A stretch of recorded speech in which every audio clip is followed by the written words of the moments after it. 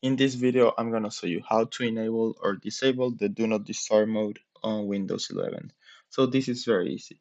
This mode will hide the notifications, alright? If you get a notification, it won't make any sound and it won't appear here.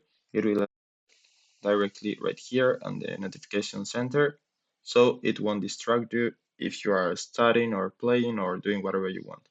Okay, as you can see, I have the mode enabled right now, and I can disable or enable it right here. There is another thing you can do, is go into your settings,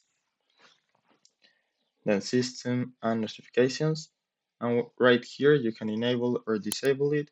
You can also enable or disable the notifications, and you can also configure other things like turning on the do not disturb mode automatically during these times.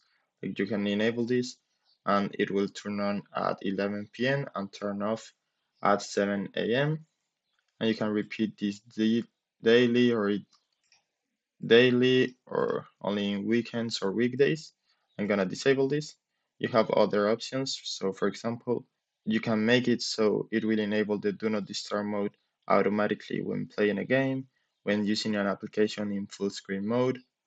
And another thing you can do is if you have an important application, for example, WhatsApp, you can allow this application to send notifications even when the do not disturb mode is enabled. Alright, so if you're waiting for an important message, you can enable this, and that's it. That's basically the most important features that do not disturb has. I hope it was helpful and thanks for watching.